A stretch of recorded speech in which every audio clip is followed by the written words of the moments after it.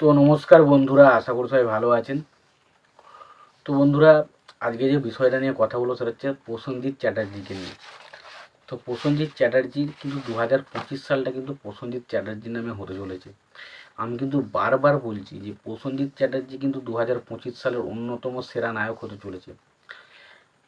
কেন বলেছি, কি কারণে বলেছি, আগের দিনে আমি বলেছি, তারপরেও আমি বলছি। তার কারণ হচ্ছে 2025-এ আমরা যদি শুরুটা দেখি, 2025-এর শুরুটাই আমরা দেখতে পাই প্রসেনজিৎ চ্যাটার্জি দেখুন কি ক্যারেক্টার করছে, লিড রোল করছে নাকি অন্য কিছু রোল করছে সেটা ম্যাটার করে না। ম্যাটার করে যে প্রসেনজিৎ চ্যাটার্জি যে ছবিটা করলো সেই ছবি নিয়ে মানুষজন আলোচনা তাকে নিয়ে করছে কিনা, তার চরিত্রটার প্রশংসা করছে কিনা, এটাই সব থেকে বড় ম্যাটার করে। আজকে দেখুন একটা বাহুবলী সিনেমার কথা যদি আমরা বলি, অবশ্যই বাহুবলী যে নায়িকা রয়েছে প্রত্যেকের আলোচনা, কিন্তু ওখানে কাটাপ্পা যে ক্যারেক্টার সত্যরাজ প্রকাশ করেছে সেই ক্যারেক্টারটা লিড ক্যারেক্টার কি ক্যারেক্টার সেটা বিষয়টা নয়। বিষয়টা হচ্ছে কাটাপ্পা এমন একটা ক্যারেক্টার যে ক্যারেক্টারটাকে বাহুবলী সিনেমাতে এই মানুষটা ছাড়া বাহুবলী সিনেমা হবে না।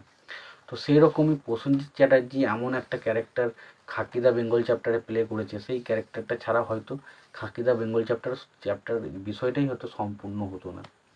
তো প্রসেনজিৎ চ্যাটার্জি মালিক বলে একটা সিনেমা করছে আমরা জানি, এবং তার ট্রেলারের রিভিউ আমি আগামীকাল দিয়েছি, এবং সত্যি কথা বলছি, একদম সিরিয়াস হয়ে বলছি যে ট্রেলারটা খুব খুব ভালো হয়েছে। এবং প্রসেনজিৎ চ্যাটার্জিকে যতটা হ্যান্ডসাম লেগেছে না ভাই, কি বলবো, একটা 60 বছর বয়সের একটা মানুষকে এখনো পর্যন্ত তার চরিত্র, তার ওই যে মুখের গঠন, তার দাঁড়ানোর স্টাইল, ওইগুলো যেভাবে ধরে রেখেছে না, সেটা দেখে সত্যিই স্যালুট জানাতে ইচ্ছা করে মানুষটাকে।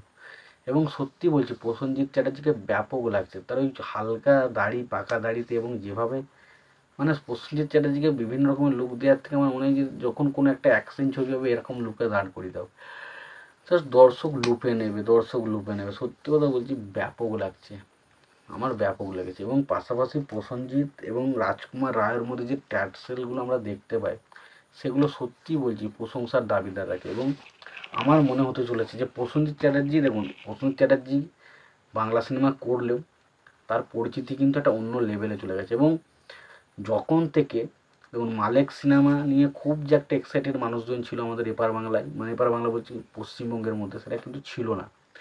বাট প্রসেনজিৎ চ্যাটার্জি যখন থেকে তার লুকটা রিভিল করা হয়েছে, তার ট্রেলারটা যবে থেকে ছাড়া হয়েছে, এটা নিয়ে কিন্তু একটা আলাদাই লেভেলের ক্রেজ কিন্তু বাংলাতেও চলছে।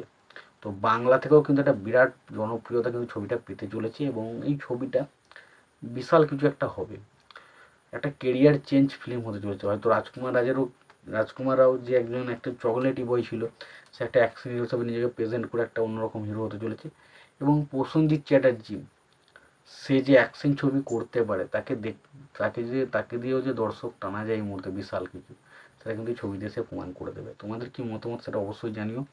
ভিডিওটি ভালো লাগে থাকলে লাইক কমেন্ট শেয়ার করে দিও। চ্যানেলটা নতুন হয়ে থাকলে অবশ্যই তোমরা চ্যানেলটা সাবস্ক্রাইব করে নিয়ে পাশে বেল আইকনটা অবশ্যই প্রেস করে দিও। ভালো থেকো, সুস্থ থেকো, দেখা হচ্ছে পরে।